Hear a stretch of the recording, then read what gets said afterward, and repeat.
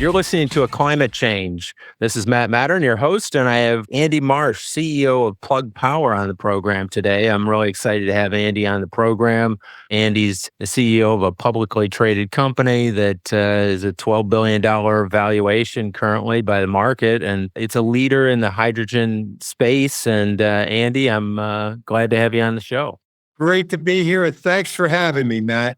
Well, tell us a little bit, Andy, about your journey to getting to Plug Power and what led you to that position. Oh, wow. I started out at Bell Laboratories, and maybe your listeners who are over 50 years old and remember what Bell Laboratories was. It was the premier R&D research arm of the Bell system, renowned for figuring out how old the universe was, lasers, the first transistors, and I was fortunate enough to work for Bell Laboratories for 18 years.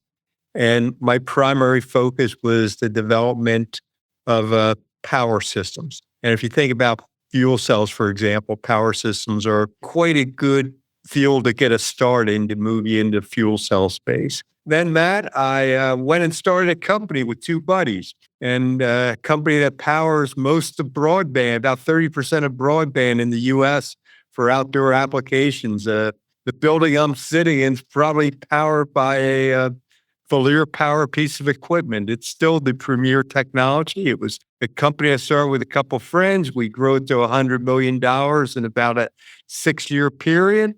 We sold it, and then I was looking for my next opportunity in life, and I rolled into Plug about 15 years ago, and that's how I'm here. That's a great story. So tell the listeners a little bit about what Plug Power does. My understanding is that you started, or one of the major focuses was power for forklifts and energy systems instead of kind of the old batteries that forklifts used to run around with, which I understand would probably be similar to a car battery. Your Plug Power developed hydrogen cells to run those motors. Is that correct? Yeah, that is correct. I think the journey is even further than that, Matt. Plug is actually 25 years old. And as I mentioned, I've been here for 15 years. And when I joined, it was a pure research company. We had research and work going on in 4 different fuel cell technologies. We had lots of government projects. And my responsibility was, and why I was hired, was to transform this company into a commercially viable business. And, we ended up focusing on fuel cells, putting them into forklift trucks. And then that led us to other paths. But the advantages were, and I think this is really interesting because when you talk about advantages for on-road vehicles for fuel cells, they're actually very similar. Why do Walmart today has over 10,000 of our units? Why did they choose this product? Because they could fuel them fast compared to a battery. They would run 1.5 times longer. They could eliminate all the complexity of the battery. But as we were dealing with Walmart, what we found was when I read the SpaceX story, in some ways it's very, very comparable. What we found was there really wasn't folks who could build hydrogen fueling stations at scale. So we learned how to build hydrogen fueling stations. And as time has grown on, we've reached the point where, we're building hydrogen generation systems across the country. We're looking to have 70 tons available by the end of the year of green hydrogen produced by Plug. We became this really incredibly vertical integrated company. Today, we have over 60,000 fuel cells running around in places like Amazon and Walmart. Today, we've built over 180 fueling stations. Today, we have joint ventures for on-road vehicles, for light commercial vehicles with Renault in France. We have a plan to build out 500 tons of green hydrogen here in the United States by 2025. We have a JV with SK in South Korea, the 3rd largest Korean conglomerate that build large-scale stationary products. The company has gone quite a long distance. And, talking about the fuel cells and forklift truck business, we're just in the sexiest business of the world. But during COVID in March of 2020, about 25% of food in the U.S. touched one of our products. So, so that really is the Plug story and how we got to where we are. Well, I think that starting small and finding a niche that is a viable niche, and then expanding and growing is a good business model. And I would say, I was exposed to hydrogen fuel cell technology back because my dad's degree was in chemistry, and so he was a chemist, and so he had all these chemistry journals, and he talked about fuel cells back 40 years ago as being kind of the wave of the future. And I was kind of just waiting and waiting for this to ever, play out into real time. And then I got my first fuel cell car about 4 years ago, the Toyota Mirai, and then I got my second one about a year ago. So I'm a believer in the technology. Just a little warning there for the listeners. We have something in common. My dad worked on fuel cells too for General Electric and NASA. So I was exposed to fuel cells at a very young age. I wasn't really paying that much attention to what my dad was doing, but I knew he worked on it. And via osmosis, I learned a lot about the technology. Yeah, well, like we've been talking, it's been around for a long time, but I think one of the great things about adapting it to real life purposes is you start to see, okay, here are the little pieces that you have to create in order to build out the infrastructure to make it work on a grander scale. And it's great to see what your company is doing on that front. One of the big problems that we have with wind and solar is that a lot of times we have wind and solar power being generated, but nowhere to really send it to. And that if we have the ability to use these electrolyzers to take that energy, turn it into green hydrogen, then we can use that green hydrogen at a later point, which would basically be a good energy storage mechanism. And my understanding is we're building a huge storage facility in Utah that I believe is government funded, and that could store a lot of hydrogen there for all the wind and solar that's being generated in the West. You were talking about Denmark, and I was just in Copenhagen this summer, and they were talking about how during the winter, they are generating over 100% of their energy through offshore wind.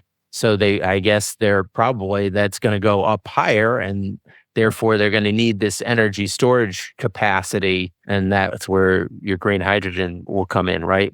Matt, couple points. The first one is in Denmark, what they actually are thinking about is how to become a net exporter of energy into Europe.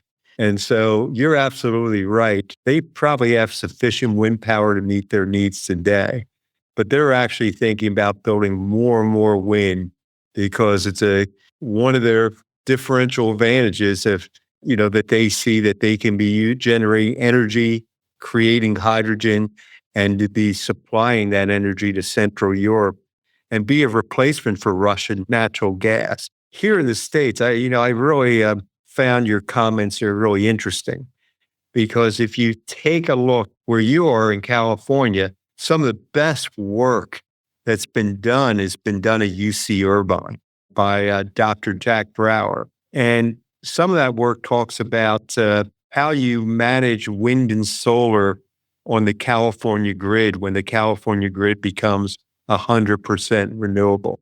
And storing hydrogen in caverns is not new.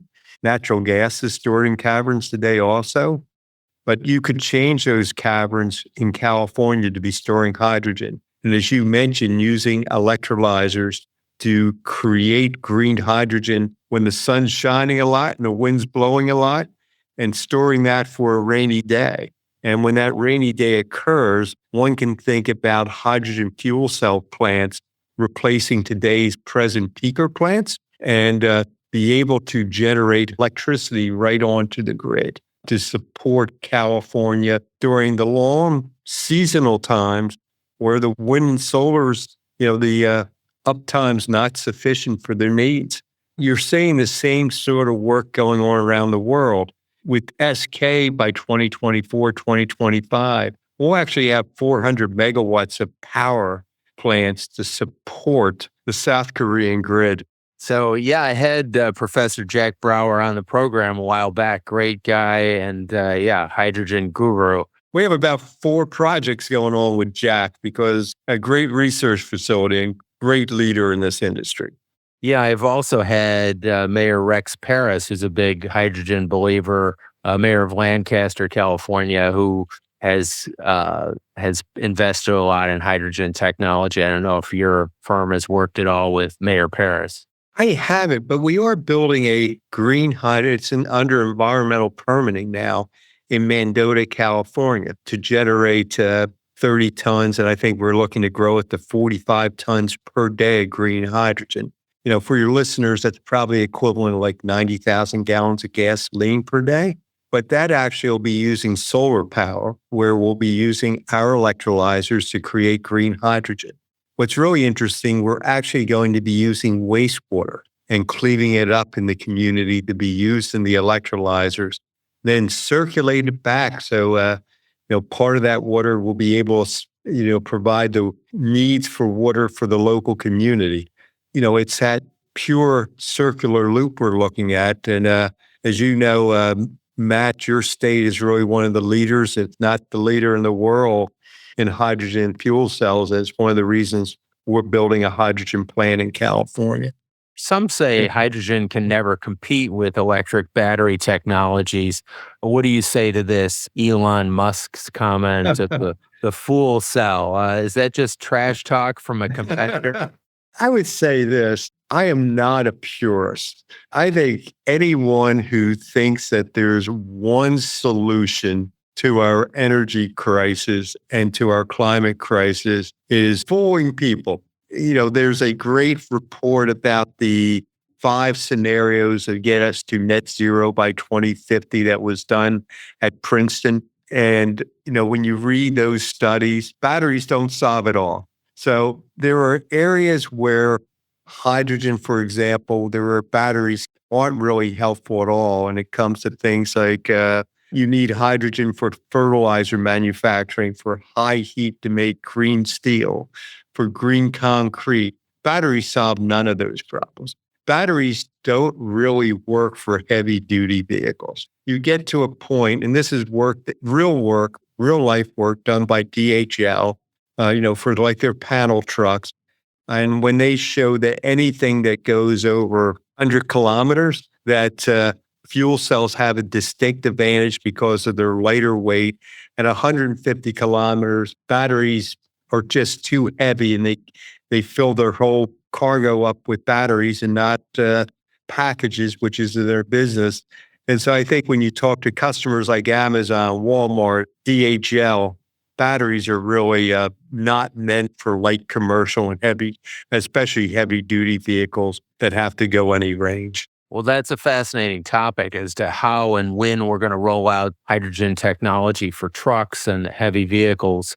Is the US government making the playing field level so that hydrogen has a chance to compete against, say, electric battery powered vehicles? Because from what I see, the government is kind of putting the finger on the scale in favor of electric and has been for the last few years, just starting to kind of give some help to hydrogen. Doesn't look like it's quite as much. How do you compete when the government is giving a little bit more to electric technology versus hydrogen? Well, Matt, I actually think you're wrong there. Oh, okay. Hydrogen actually was one of the real big winners in the Inflation Reduction Act. There are 3 aspects of that act which is really beneficial to hydrogen fuel cells. One is this production tax credit of $3 a kilogram for green hydrogen. It actually makes green hydrogen, and this is work that was based on work by Bernstein, probably the lowest cost gaseous liquid energy carrier in the world. It also has positioned the U.S. from a technology point of view to drive customers like companies like Plug that really invest in the development of electrolyzers. And we're even given a great deal of thought how you can export globally hydrogen generated in the United States. So it really, that credit should not be understated. There's also we talked a little about storage. There's actually some great enhancements to storage credits, which are part of the bill. And third, the fuel cell investment tax credit for 10 years, which provides users a 30% tax credit for fuel cells is really beneficial. And top that off with the extension for solar and wind, which makes the electrical cost for solar and wind provide a steady footprint. I mean, I've seen numbers out there at 1.5 cents kilowatt hour for solar post this bill. That helps generate really low cost green hydrogen. I personally think the work done by people like Senator Schumer, Senator Manchin, the White House, and the Inflation Reduction Act is really give hydrogen a real push. And then when you look at the infrastructure bill, Matt, there was $8 billion for building hydrogen hubs and another $1 billion associated with electrolyzer R&D. So I'm also the chairman of the Fuel Cell and Hydrogen Energy Association, and we're actually thrilled by what the government did to really help accelerate this industry.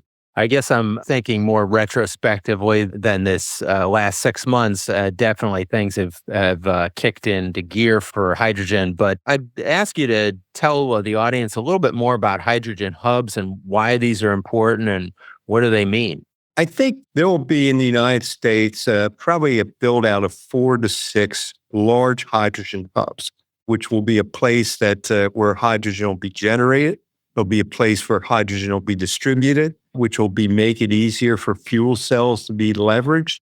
There'll be 4 of these hubs in the United States, which will become kind of the building blocks for building out the hydrogen economy. If I was a betting man, I would think there's going to be one in California, probably one in Texas, probably one in West Virginia, and probably one in the Northeast. And I think all those will be hubs which will be demonstrating a multitude of ways to generate hydrogen, both green hydrogen, blue hydrogen, as well as being the baseline for really accelerating the deployments of fuel cell vehicles and usage of hydrogen for a variety of applications. So, in terms of renewables and generation of wind and solar energy, am I going a little bit too far in thinking at some point in time in the not so distant future, we're going to be generating so much renewable power that we can make green hydrogen at scale to power, all the vehicles that we need in our economy? How far out is that day?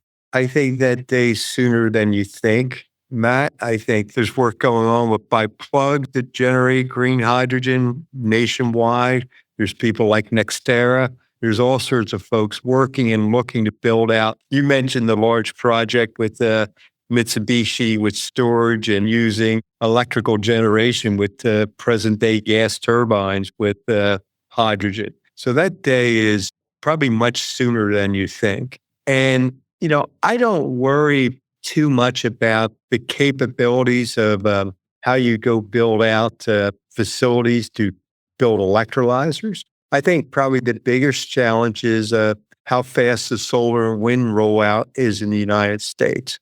And I think that when you look at the numbers, it doesn't really scare you. I think the biggest year for solar and wind was 2020 or 2019. And I think you look back at those numbers and how much more we have to start producing each year. It's not a number that, as an engineer, I'm not floored by the increase that's required for us to do that. So it's going to be a journey between now and 2030, which will accelerate rapidly, and then even faster between 2030 to 2050 to get the net zero, to where we're at a point where, people like Bloomberg and McKinsey talk about 20% of world energy coming from hydrogen, whether it's 15% or 25%. I think the build out will be pretty rapid as we go towards these net zero goals. And look, you see what's going on in Florida today, that the horrific storm. Obviously, you can't say that was climate change, but certainly has had an impact making the ocean warmer and making these storms more dangerous. Yeah, it's certainly a scary situation, and we need to do something, and we need to do something fast because we only have one planet, and if we screw it up, there's no going back. Andy, I'd like to shift gears a little bit and talk about the missions and goals of Plug Power, say for 3 years, 5 years, 10 years. Where do you see the company going? I mean, obviously, some of it's kind of unknowable because the technology is changing. You're acquiring different companies. but kind of just general directional trends where you see the company going. So, Matt, we've been really clear that by 2025, we're going to be able to achieve $3 billion in revenue, and that'll be profitable revenue. But how we get there really has a lot to do with some of the basic work we're doing today. One is that, as we talked about, we're building out this green hydrogen network across the United States. We're beginning to build our own hydrogen generation plants in Europe, for example, at the Port of Antwerp. Having low-cost green hydrogen available will be a great accelerator for our fuel cell market. And we have some exciting products going on there. One is the continual refinement and improvements in our material handling business, where we envision 25% of forklift trucks by 2030 could ultimately be ran on fuel cells. We think a great deal about stationary products. With Microsoft, we've done some leading edge work developing fuel cell products that could be integrated with data centers. And every major data center company in the world has been engaged with us on this product development activity. Can I stop you right there for a second on the data center front? Because we know that data centers consume an enormous amount of power, and I assume it's just going up exponentially every year. Tell us a little bit about why this is a good product for data centers. Well, first, Matt, is that let's talk about Microsoft, who's been the most public about it. And Microsoft today uses, about 30 megawatts of diesel generators at their site. And, you can, because you have to make sure they work, they run probably only hour a day normally, but as you have long blackouts in California, they have to back up these 30 megawatt data centers. And when you think about, their goals to be clean, that fuel cells and hydrogen are really the only solution for them to meet their net zero goals. It also, when we look over time, over the next 5 years, you can see that technology can be cost competitive with diesel technology. On top of that, Matt, we talked a little bit about how you support the grid. They can use them as peaker plants so that when the electricity coming is high, they can use their own internal generated hydrogen fuel cells to power the data centers and not have to pay peak charges. Top of that, they can actually use it and leverage it to put electricity back on the grid. That's why people like Microsoft were so excited. And for your listeners, if you Google Plug Power Microsoft, you'll see some really incredible descriptions of what Microsoft and Plug Power are looking to do together. So that's a real growth opportunity. So would these data centers then become like little power plants that contribute to the grid during peak hours and contribute more green energy to the grid? Absolutely. Think about them as microcells. It is really cool. Yeah, I mean, we've talked about microgrids on the program a number of times with lots of different guests and different pieces of this economy. And it seems as though it is the future to have, many different nodes of power versus one major utility provider. Yeah. Next year, I met this week with the team, to have 60 megawatts of that deployed next year. Doesn't sound like a big number, but it's a big start from zero. And it's been some of the more interesting work we've done. And we talked about the electrolyzer business, Matt. The electrolyzer business is not a demand issue. It's actually a supply issue. We could sell everything we got in the electrolyzer business because the demand for green hydrogen to replace other fuels and other chemicals, you can't really put a number around it. But think about ammonia manufacturing, which has become really critical during this terrible war in Ukraine. And we're already working with the green ammonia manufacturers to generate green ammonia and get rid of the usage of natural gas. Let me ask you, should the market be responding to that and investing tens of billions of dollars in additional funds in that technology so we build out more electrolyzers, or is that government's role, or where should we be on that front? So I think the U.S. government's actually done the work, and it's up to companies like Plug develop our products and sell our wares. And there is customer pull. The US, I have no complaints about the government support. I think in Europe, there's a great commitment, and there is certainly a lot of activity going on in Europe in both green ammonia, injecting of hydrogen into natural gas pipelines.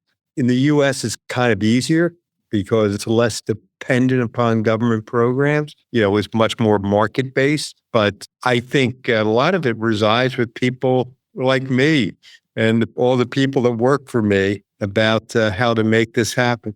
Well, I'm going to ask you in terms of hydrogen technology in cars, Toyota has invested heavily in it and they're doing it. You'd say Renault is involved in it. Where are they in that process? Sorry, Matt, I know you own two cars here. I think cars are probably more like a 2035 just because of the availability of things like fueling stations. I know California's done a good job, but the value proposition is strongest for commercial vehicles, where the advantages of fast charging, the advantages of longer range, the advantages of weight are just so overwhelming that the value proposition is so far superior to batteries. It kind of comes down to the fact that you can keep the vehicle on the road all the time if you're using fuel cells without having to worry about charging. You can put more goods on board with fuel cells than you can with batteries because they're lighter weight and they can go twice as long as batteries. And the value proposition, if you're running a commercial enterprise, that's where you're going to see fuel cells dominate. Eventually, I think when you get to around 2035, there's a lot of people who, in California, I think only about 15% of people, I've seen data, could actually charge cars at their home. And I think that's a real limit. And I think that some of these advantages of fuel cells where fueling looks a lot more like what you do at gasoline stations today has a lot of advantages. Well, in terms of trucks, and you're talking about larger vehicles, where are we as far as getting that technology in trucks? Because obviously we have tens of millions of trucks on the road. We've got to manufacture a lot of fuel cells to kind of make a dent in those emissions, right? So a lot of good work going on, and there are a lot of companies working on heavy duty vehicles. And I think there's a lot more advantages of emissions. I can tell you when we look at it, there is a lot of customer places like Walmart and Amazon to move everything from class 6 to 8 vehicles to fuel cells so that they can meet their net zero goals. I think you'll probably see more rollouts in the next 3-4 years. In Europe, we expect to have about 100,000 light commercial vehicles on the road from like Amazon Prime products that look like that to be delivering packages. So I think between now and 2030 in the commercial vehicle market, you're going to see a lot of activity. Well, Andy, great having you on the program. Andy Marsh, CEO of Plug Power. You've been listening to A Climate Change. This is Matt Matern. And Andy, thank you again. Love to have you on the program to talk more about this exciting technology.